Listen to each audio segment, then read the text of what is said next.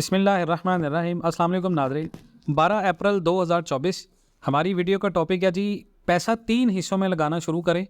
हुकूमत नहीं चाहती कि आप पैसा लगाएं, और हुकूमत क्यों नहीं चाहती, शरह सूद और अफराते ज़र क्या बला, पाकिस्तानी पैसा खर्च करने से पहले ये चीज़ें जान लें। आपको कोई भी इन्वेस्टमेंट करनी है, इस वक्त जो वॉलेटाइल मार्केट बनी हुई है पाकिस्तान में, हमारी जो मैशत है गैर यकीनी सूरत हाल का शिकार है। बड़ी बड़ी रिपोर्ट्स आ रही हैं, पाकिस्तान को डॉलर्स में मिल रहे हैं, स्टॉक मार्केट परफॉर्म कर रही है, गोल्ड मार्केट परफॉर्म कर रही है, करेंसी इन्वेस्टमेंट हमारी नीचे जा रही है, रियल एस्टेट हमारा नीचे जा रहा है, ज़राअत हमारा नीचे जा रहा है, उसके बाद कंस्ट्रक्शन इंडस्ट्री हमारी नीचे जा रही है। पाकिस्तान के अंदर कमोडिटीज़ में अगर आप दूसरी इलेक्ट्रिकल आइटम्स को देखें तो वो सारे बिजनेस बिल्कुल ठप जा रहे हैं। डॉलर कम होने से पाकिस्तान की मैशत के ऊपर बड़े असरात पड़ रहे हैं, क्योंकि ज़्यादातर लोगों ने इन्वेस्टमेंट ही उस बेस के ऊपर की थी कि डॉलर बढ़ेगा, डॉलर कम हो रहा है। लेकिन शरह सूद और अफराते ज़र क्या बनाया, और पैसा खर्च करने से पहले आप ये जान लेंगे तो आपको क्या फ़ायदा हो सकता है। मुख्तसरन अगर आप गए तो पाकिस्तान की हुकूमत ही नहीं चाहती कि आप पैसा खर्च करें। पाकिस्तान के स्टेट बैंक ने अगर देखें तो बढ़ती हुई महंगाई का हवाला देते हुए ऐलान किया जी, शरह सूद में 320 पॉइंट्स का इजाफा कर दिया गया है, जिसके बाद शरह सूद पाकिस्तान में 17% से बढ़ाकर 22% हो गई, जो कि अक्टूबर 1996 के बाद से अब तक की पाकिस्तान के अंदर सबसे ज़्यादा शरह सूद है। यानी लोग अब बैंकों से ना तो गाड़ी ले सकते हैं, ना कर्ज ले सकते हैं, और कॉरपोरेट सेक्टर के लोन जितने भी हैं वो सारे सिर्फ हुकूमत ले रही है, आम आवाम को फ़ायदा नहीं हो रहा। लोग बैंक में पैसे रख के इंटरेस्ट भी ले रहे हैं, तो इन्फ्लेशन में उनका ही नुकसान हो रहा है, और बीट कर रहा है पैसा, इन्फ्लेशन को बीट हो रहा है। लोग ये समझ रहे हैं कि हम बैंक में पैसे रखेंगे, बैंक ज़्यादा सेव है, लेकिन हुकूमत ये चाहती है कि आप पैसा ना खर्च करें, सिर्फ बैंक में अपने पास पैसा रखें, कोई कारोबार ना करें। देखें जी, बहुत ये जो मैंने आपको स्टेटमेंट बताई है, जहाँ पढ़े लिखों को दीवार में सर मारने पर मजबूर किया, वहीं एक आम शख्स को सर खजाने पर हुकूमत ने मजबूर कर दिया कि आया ये शरह सूद क्या बला है, और इससे पाकिस्तान के अंदर आम इंसान को क्या फ़र्क पड़ रहा है और क्या फ़र्क पड़ने वाला है। जाहिर है जी, हर किसी के पास मैक्रो इकनॉमिक्स में डिग्री तो होती नहीं है, तो इसलिए इन बड़े और अहम हुकूमती फ़ैसलों को समझना बहुत ज़्यादा मुश्किल हो गया है।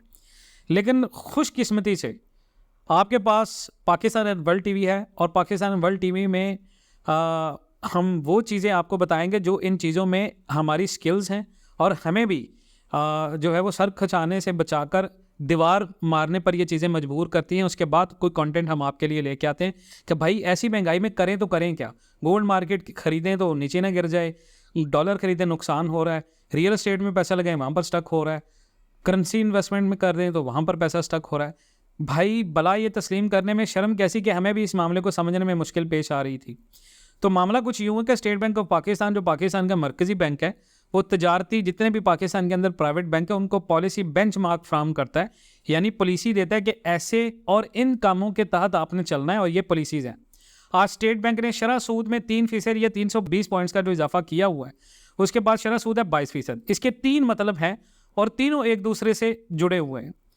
पहला, ये पैसा आपने कैसे खर्च करना है। मरकज़ी बैंक ने शरह सूद में इजाफे का जवाब ये पेश किया है कि पाकिस्तान के अंदर अफराते ज़र बढ़ रहा है, यानी महंगाई बढ़ रही है, और पाकिस्तान में फरवरी मार्च में अफराते ज़र की शरह 31.5% तक पहुंच चुकी है। यानी हर वो चीज़ जो आपने फरवरी 2024 में 100 रुपये के गुलाबी नोट से ख़रीदी थी, अब मार्च अप्रैल 2024 में उसकी कीमत 121 रुपये है। ये अफराते ज़र को समझने का एक आसान तरीका है, यानी कि अफराते ज़र का मतलब है कीमतों में इजाफा आप ले लें कि कीमतों में जितना इजाफा हो रहा है। अफराते ज़र में समझने का दूसरा तरीका है पाकिस्तान में रकम की फराहमी के लिहाज से, यानी लोगों के पास मौजूद रकम की मिकदार कितनी है। अगर ज़्यादा लोगों के पास पैसा मौजूद है और वो किसी प्रोडक्ट की अदायगी के लिए तैयार है, तो बेचने वाला लामखला ज़्यादा कीमत का मुतालबा करेगा।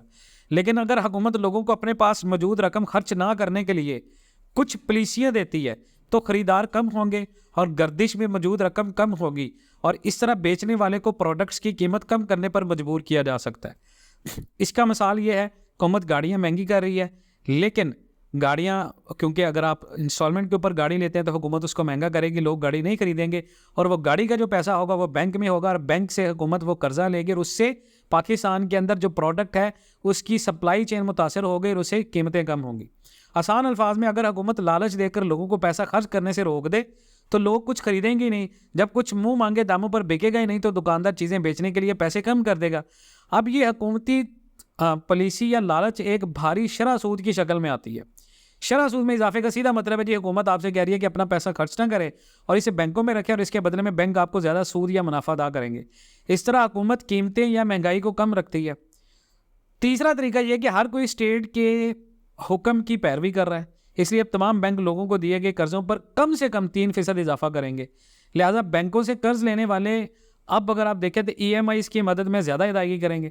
मिसाल के तौर पे आपके अब्बू ने 5 साल के लिए बैंक से 10 लाख रुपए का कर्जा लिया है, तो सूद की शरह बढ़ने के बाद उसकी माहाना अदायगी 32,353 रुपये से बढ़कर 34,220 रुपये हो जाएगी। उन्हें अब अपने कुछ खर्चे कम करके 1,867 रुपये का इजाफी जुगाड़ करना होगा, जो इस बढ़ती हुई महंगाई के दरमियान में एक मुश्किल काम हो गया। तो यहाँ इस मसले की थोड़ी सी वजाहत की है। सूद की शरह क्रेडिट कार्ड्स को भी मुतासिर कर रही है, इसलिए लोग अब किसी चीज़ की अदायगी के लिए इसे निकालने से पहले थोड़ी देर सोचेंगे। ये कार और हाउसिंग फाइनेंसिंग के जितने भी इख्तियारात हैं जैसे चीज़ों को भी मुतासिर करते हैं, इसलिए कार लोन गाड़ी लेने के लिए लिया गया कर्जा उसकी ज़्यादा रकम अदायगी लोगों को गाड़ी खरीदने से रोक रही है। अगर लोग गाड़ियाँ खरीदने में थोड़ी सी हिचकिचाहट दिखाएंगे तो कीमतें कम होंगी।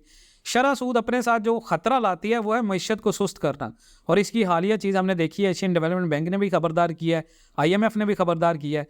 तो ख़रीदारों की तादाद इस हद तक कम हो सकती है कि कोई खरीदो फरोख्त नहीं होती। अब बैंकों को लोगों को कम रकम खर्च करने की तरगीब देने के साथ साथ कोई हल भी तलाश करना चाहिए कि आवाम बिल्कुल ही खर्च करना बंद ना कर दे। ऐसा ना हो कि तमाम मुआशी एक्टिविटीज़ हमारी बंद हो जाएं, और जब लोग पहले से ही बढ़ती हुई कीमतें और तनख्वाहों से खर्चा कम करने के लिए दर पे हैं, तो देखना ये बाकी है कि पाकिस्तान स्टेट बैंक के ऐलान से महंगाई पर कितना असर पड़ेगा। तो आपने ये चीज़ का ख्याल करना है कि सिर्फ बैंक में अपना पैसा नहीं रखना, आपने इन्फ्लेशन को भी बीट करना है, इन्वेस्टमेंट भी करनी है, बेस्ट इन्वेस्टमेंट करनी है, पाकिस्तान की इकोनॉमी के लिहाज से करनी है, टैक्सीज के लिहाज से करनी है, गोल्ड इन्वेस्टमेंट करनी है, डॉलर इन्वेस्टमेंट करनी है, property, currency, real estate, IMF program को मद्देनज़र रखना है, इकोनॉमिक क्राइसिस को मद्देनज़र रखना है, सियासी यकीनी गैर यकीनी सूरत हाल को मद्देनज़र रखना है। ऐसे बिजनेस के अंदर पैसा लगाना है। ऐसे बिजनेस इस वक्त कौन से हैं? पाकिस्तान के अंदर इंटरेस्ट रेट आने वाले 5 से 6 महीनों में कम होने का इम्कान नहीं है, इन्फ्लेशन कम होने का इम्कान नहीं है, स्टेट बैंक ऑफ पाकिस्तान की तरफ से कोई ऐसी तरगीब आने का इम्कान नहीं है। तो जनाब कमोडिटीज़ के अंदर, स्टॉक्स के अंदर, म्यूचुअल फंड्स के अंदर, इन चीज़ों के अंदर इन्वेस्टमेंट रखें, और कोई भी डेली कमोडिटीज़ जो आपकी रोज़मर्रा ज़िंदगी में इस्तेमाल होती है उसका बिजनेस शुरू कर दें। अल्लाह खैर कर देगा इंशाल्लाह। मिलते हैं नेक्स्ट वीडियोज़ में जी। अपना बहुत सारा ख्याल रखिएगा। अल्लाह हाफ़िज़।